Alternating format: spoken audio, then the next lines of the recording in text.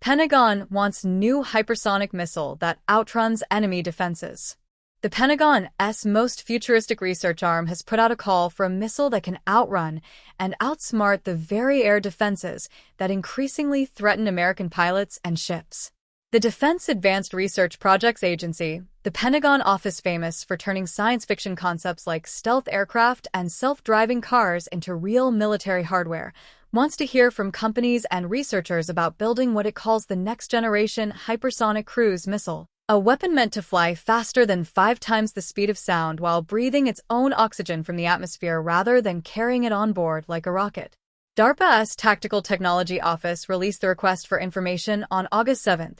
giving industry until October 6th to respond, according to the notice posted on SAM.gov, the federal government's official contracting website. A request for information is not a contract and does not guarantee any company will get paid. It is instead a formal way for the government to gather ideas from private companies, universities, and government labs before deciding whether to launch a full competition. In this case, DARPA says the responses will help shape the technical requirements and acquisition strategy for what could become a real program, and the agency is explicitly encouraging teaming between traditional giants like Lockheed Martin and Raytheon and smaller, non-traditional firms that do not usually work on Pentagon weapons contracts. The reason DARPA wants a new hypersonic missile at all comes down to a problem the document lays out bluntly.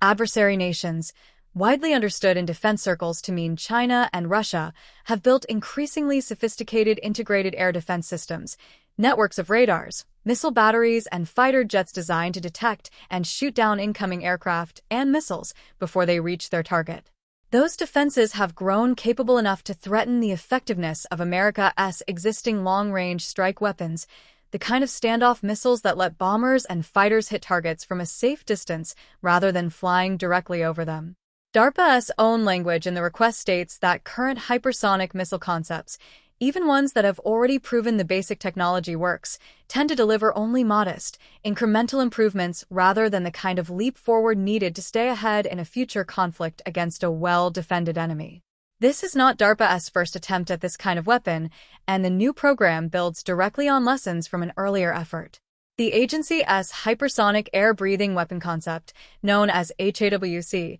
spent years developing and test-flying a scramjet-powered missile, scramjet being a type of engine that compresses incoming air at supersonic speed to ignite fuel without any moving parts, a design that lets a missile sustain very high speeds using a relatively simple and lightweight engine. HAWC wrapped up its final flight test in January 2023 after a Lockheed Martin-built missile flew faster than Mach 5, above 60,000 feet 18,300 meters, and covered more than 300 nautical miles 350 miles, according to DARPA's own announcement of the test. That program fed directly into a follow-on effort called More Opportunities with HAWC, or MOHAWC, which continued flying additional test vehicles built by Raytheon and Northrop Grumman to refine the design and manufacturing process. Even with that head start, the Air Force's own effort to turn the HAWC technology into an actual fielded weapon has run into serious trouble.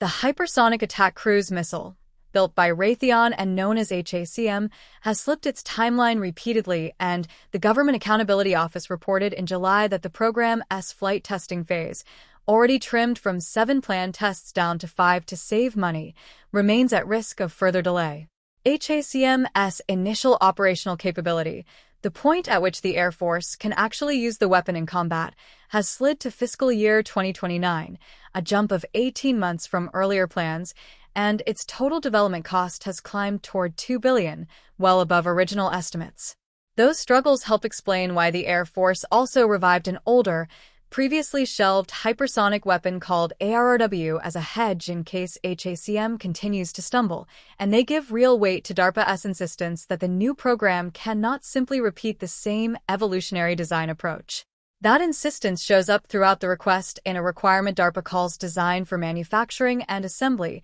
an engineering philosophy that means designing a weapon from day one to be built cheaply and quickly at scale, rather than perfecting an expensive prototype and only later worrying about how to mass produce it. DARPA is asking industry to explore radically different vehicle sizes and launch methods, ranging from missiles small enough to fit inside a fighter jet's weapons bay to much larger versions launched from bombers, ships, or even ground-based launchers, and to propose entirely new propulsion technologies, heat-resistant materials, and testing methods that could cut years off the normal hypersonic development timeline. The agency plans to hold an in-person industry day in Arlington, Virginia in September, where it will share technical details and compile a directory of interested companies, though DARPA has made clear the event will be a one-way information session rather than a matchmaking opportunity between the government and specific bidders. What DARPA is really asking, buried beneath the acronyms and focus areas, is whether American industry can break a cycle that has defined hypersonic weapons development for the better part of a decade, promising test flights followed by years of schedule slips and ballooning costs before anything reaches a warfighter's hands.